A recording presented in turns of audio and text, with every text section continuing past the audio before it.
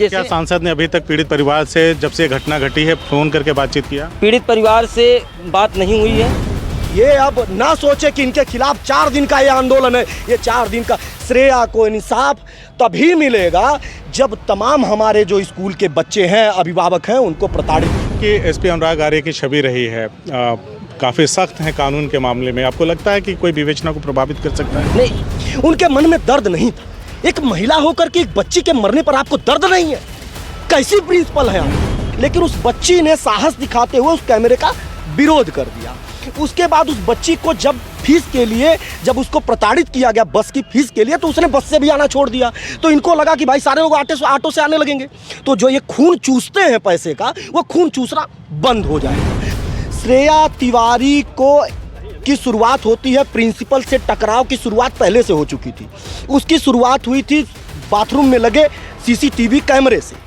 जब उस बच्ची ने बाथरूम के पास लगे सीसीटीवी कैमरे का विरोध करती है और इसके खिलाफ अभिभावक संघ ही नहीं, आजमगढ़ ही नहीं, उत्तर प्रदेश ही नहीं, भारत के तमाम कोने कोने से आवाज उठाई जाएगी और इसकी शुरुआत आजमगढ़ से हुई है। नमस्कार, बदलेगा भारत देख रहे हैं आप। इस वक्त आजमगढ़ जिले के कुंवर सिंह उद्यान में हैं और यहाँ पे बहुत सारे लोग इकट्ठा हैं और इन लोगों ने यहाँ पे बैठ करके अभी मंत्रणा की है, बातचीत किया है, योजनाएं बनाई हैं। कल जिस तरह से उत्तर प्रदेश के तमाम प्राइवेट सेक्टर के स्कूलों ने स्कूल बंद करने का आह्वान किया है और अमूमन देखा जा रहा है जिनके भी घर स्कूल से जब बच्चे पढ़ करके आए तो बच्चों ने बताया कि कल हमारा स्कूल बंद रहेगा। सही कारण बच्चों को भी नहीं पता है कि हमारा स्कूल क्यों बंद रहेगा और हम कल क्यों स्कूल नहीं जाएंगे। इसी विषय को लेकर के अभिभावक संघ जो है और तमाम लोग जो युवा हैं यहाँ कुंवर सिंह उद्यान में बैठे थे, तो हम यहाँ पे आए हैं जानने समझने कि कल जो ये बंद बुलाया गया है इससे बच्चों के मनोमस्तिष्क पर क्या प्रभाव पड़ेगा और ये कितना ज़रूरी है या गैर ज़रूरी है, इन्हीं मुद्दों पे चर्चा करेंगे। तो शुरुआत यहीं से करेंगे। अभिभावक संघ के अध्यक्ष हैं, शुभ नाम क्या है आपका? युधिष्ठिर दुबे। कल जिस तरह से तमाम उत्तर प्रदेश के स्कूलों ने बंद बुलाया है, बच्चों को कहा है कि स्कूल नहीं आना, स्कूल बंद रहेगा, इसे कितना सही मानते हैं? ये दुर्भाग्यपूर्ण है, गलत है। बच्चों का क्लास संपर्क करने का इनको कोई अधिकार नहीं है। तो ऐसा क्यों किया जा रहा है? मतलब हमारे आपके घरों के बच्चे पढ़ते हैं स्कूलों में, तमाम स्कूलों में, और अगर इस तरह से चीज़ें हो रही हैं तो इसके क्या परिणाम सामने आएंगे? स्कूल मैनेजमेंट प्रशासन के ऊपर दबाव बनाने के लिए ये दुर्भाग्यपूर्ण बंद बुलाया है। ये बहुत ही दुर्भाग्यपूर्ण है। इसका दुष्प्रभाव बच्चों के ऊपर भी पड़ेगा। आप लोग कह रहे हैं कि अगर कल बंद रखता है स्कूल प्रशासन, जैसे आजमगढ़ की अगर बात करें, आजमगढ़ के स्कूल अगर बंद रहे तो आप लोग परसों के लिए बंद बुला रहे हैं कि हम तमाम अभिभावकों से गुजारिश कर रहे हैं कि अपने बच्चों को 9 तारीख को ना भेजें। तो जो बच्चे अगर नहीं जाएंगे स्कूल पढ़ने, बहुत सारे बच्चे चले भी जाएंगे 9 तारीख को पढ़ने, तो जो नहीं जाएंगे उनको नोटिफाई किया जाएगा, उनको सज़ा दी जाएगी, उनको स्कूलों से निकाल दिया जाएगा। उस स्थिति में आप क्या करेंगे? वो ऐसा नहीं करेंगे। राइट टू एजुकेशन एक्ट है, वो ऐसा नहीं कर सकते। लेकिन कहीं ना कहीं आम आदमी को तो मन में ये भय चला जाएगा ना कि अगर हम अपने बच्चों को परसों नहीं भेजेंगे। यही भय निकालने के लिए ये आज की बैठक बुलाई गई थी। अच्छा। अभिभावकों को 9 अगस्त को कक्षा का बहिष्कार करना है, बच्चों को स्कूल नहीं भेजना है। ये हम भी अपने एकजुटता का परिचय देंगे। यानी स्कूल प्रशासन जो इस तरह की चीज़ें कर रहा है उसका जवाब आप लोग भी बंद से ही देना चाहते हैं? मैं जान रहा हूँ, समझ रहा हूँ, ये गलत है, ये नहीं होना चाहिए, लेकिन हमारी मजबूरी है। मजबूरी है। विवेक, इस पूरे मामले को आप कैसे देखते हैं? कल स्कूलों को बंद रखने का आह्वान किया गया उत्तर प्रदेश में और आज आप लोग यहाँ बैठ करके आप लोगों ने निर्णय लिया है कि हम 9 तारीख को बंद रखेंगे। कितना सही ये सब क्या हो रहा है? आखिर इस मामले का खात्मा कहाँ पे होगा? देखिए, मैं आपको बता देना चाहता हूँ, ये जितने ये भीड़ तंत्र के लोग, ये माफिया लोग, ये अभिभावकों के पैसे चूसने वाले लोग, ये घरों से पैसा निकाल करके अपने कोठरियों में भरने वाले लोग, बैंकों को भरने वाले लोग, ये सारे एक साथ हो गए हैं। ये जितने माफिया हैं, आप देख लीजिए, जितने माफिया हैं जिनके पास पैसा है वो बिल्डिंग खड़ी कर ले रहे हैं और बिल्डिंग खड़ी करके अब बच्चों का शोषण कर रहे हैं। उस शोषण में उसका जो स्तर रहा है वो इतना बढ़ गया है कि आज तमाम ऐसे छात्र हैं जो आत्महत्या करने को मजबूर हैं। उसका एक परिणाम रहा श्रेया। आपको एक बात और बताना चाहता हूं, श्रेया के क्रम में मैंने आपके चैनल से तमाम इंटरव्यू में बताया है। एक बात और मैं कहना चाहता हूं, श्रेया तिवारी को की शुरुआत होती है, प्रिंसिपल से टकराव की शुरुआत पहले से हो चुकी थी। उसकी शुरुआत हुई थी बाथरूम में लगे सीसीटीवी कैमरे से। जब उस बच्ची ने बाथरूम के पास लगे सीसीटीवी कैमरे का विरोध करती है, वॉश बेसिन के करीब में लगा था, बाथरूम में नहीं। वही मैंने बोला ना, उसके पास लगे कैमरे का विरोध करती है। विरोध तमाम उसके पहले भी लगे थे कैमरे, लेकिन उस बच्ची ने साहस दिखाते हुए उस कैमरे का विरोध कर दिया। उसके बाद उस बच्ची को जब फीस के लिए, जब उसको प्रताड़ित किया गया बस की फीस के लिए, तो उसने बस से भी आना छोड़ दिया। तो इनको लगा कि भाई सारे लोग ऑटो से आने लगेंगे, तो जो ये खून चूसते हैं पैसे का, वो खून चूसना बंद हो जाएगा। तो उन्होंने क्या किया कि एक टकराव होता है, उस बच्चे से प्रिंसिपल का टकराव हो गया। उसके मन में आप देखे होंगे, आपके बयान के, आपने एक मानवीय बयान के आधार पर अगर आप देखेंगे उनका जो बयान था प्रिंसिपल महोदय का, उनके मन में कहीं से पीड़ा नहीं थी। उस बच्ची के उनके मन में दर्द नहीं था। एक महिला होकर के एक बच्ची के मरने पर आपको दर्द नहीं है? कैसी प्रिंसिपल हैं आप?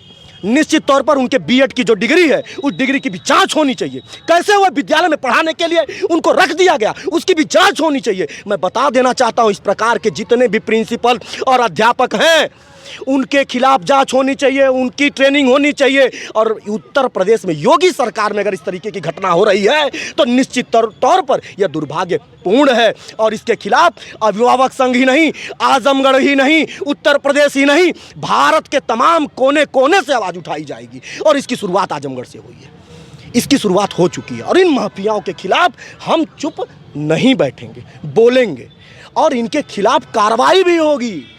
ये अब ना सोचे कि इनके खिलाफ 4 दिन का ये आंदोलन है। ये 4 दिन का श्रेया को इंसाफ तभी मिलेगा जब तमाम हमारे जो स्कूल के बच्चे हैं, अभिभावक हैं, उनको प्रताड़ित करना। बीच में आपको रोक रहा हूँ, गिरफ्तारी हो चुकी है, 2 लोगों की गिरफ्तारी हुई है जो आरोपित किए गए थे इस पूरे केस में।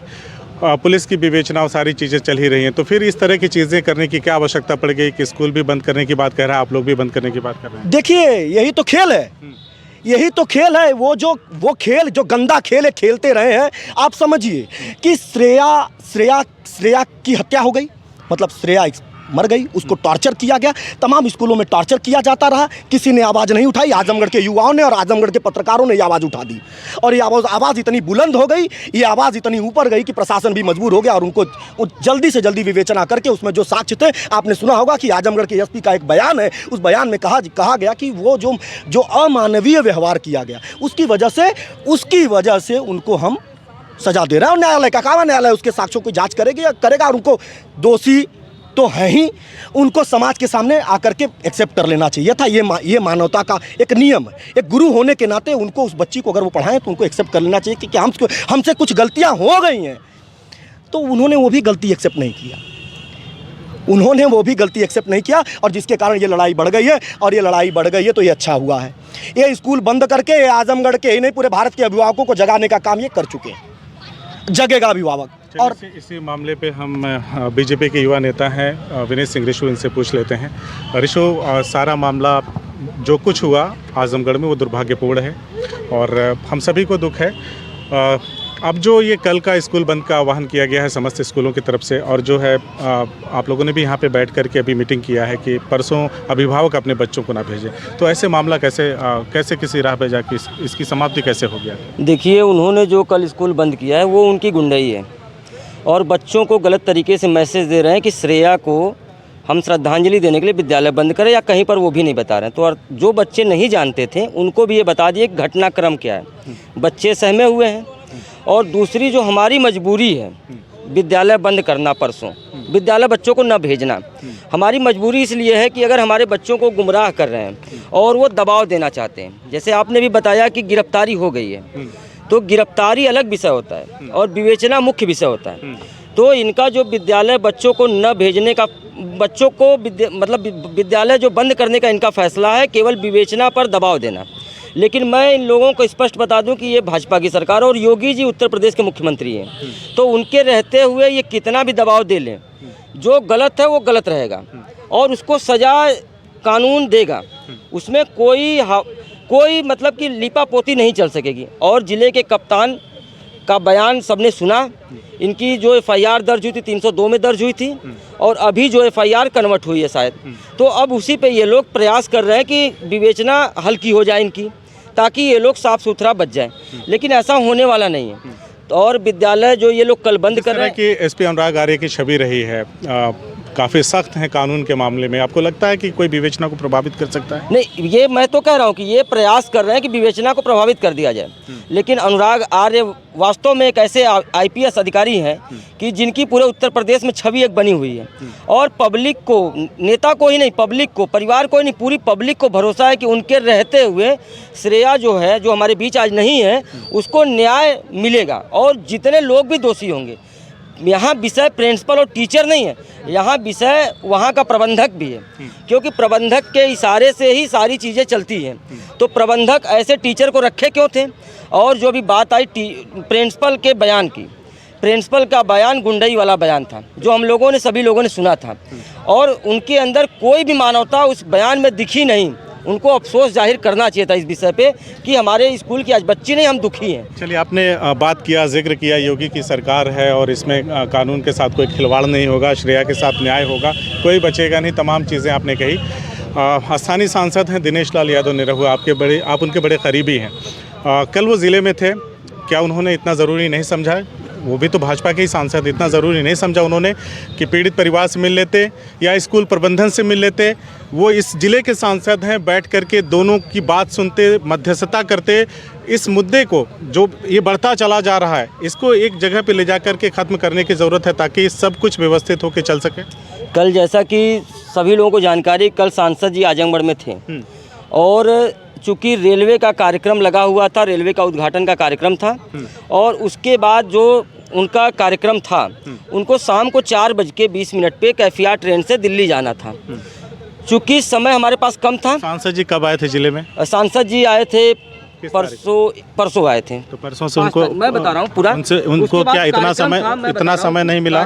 10 मिनट की दूरी पे श्रेया का घर है, जहाँ पे उसके माता पिता मौके पर हैं। मैं बता रहा हूँ कि कार्यक्रम उनका था 3 बजे से दिशा की मीटिंग थी और हम लोगों का ये तय था कि अगर 4 बजे या 5 बजे हमारी मीटिंग खत्म हो जाएगी तो हम लोग वहाँ से श्रेया के घर जाएंगे। ये कार्यक्रम पहले से तय था हमारा, लेकिन उसके बाद ये मीटिंग चली 7 बजे तक और 7 बजे के बाद यहाँ पे कलेक्ट्रेट पे हमको वो विकलांगों को 2 रिक्शा देना था, जो दुकान खोल करके देना था और तमाम कार्यक्रम ये कलेक्ट्रेट में ही था।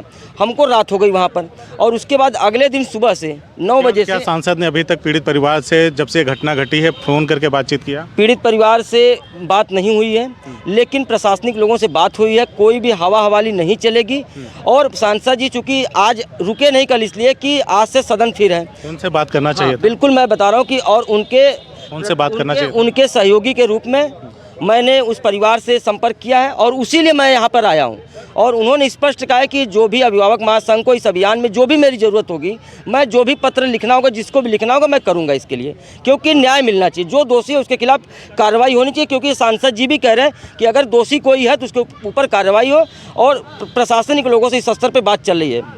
और अगर इस मामले में सच्चाई कोई ना हो तो इसका पटाक्षेप भी हो जाना चाहिए। बिल्कुल, मैं तो कह रहा हूं कि अगर कोई दोषी हो तो इस पर कार्रवाई होनी चाहिए, अन्यथा अगर सब कुछ बातें अगर नॉर्मल है तो फिर कोई बात नहीं। चलिए, हमने बातचीत किया कुछ लोगों से जिनकी बातों को आपने सुना और सबने अपने तरीके से कल होने वाले कार्यक्रम के विषय में बताया। परसों इन लोगों ने भी आह्वान किया है कि सभी अभिभावक जो अपने बच्चों को स्कूल ना भेजें। और दिनेश लाल यादव जो कि स्थानीय सांसद हैं, उनका भी मामला ये है कि अभी तक उन्होंने ना तो पीड़ित परिवार से फ़ोन पर बातचीत किया है, ना ही पीड़ित परिवार से मुलाकात किया है। और विनय सिंह रिशु ने बताया कि वो इस वक्त दिल्ली में मौजूद हैं, आएंगे तो मुलाकात करेंगे।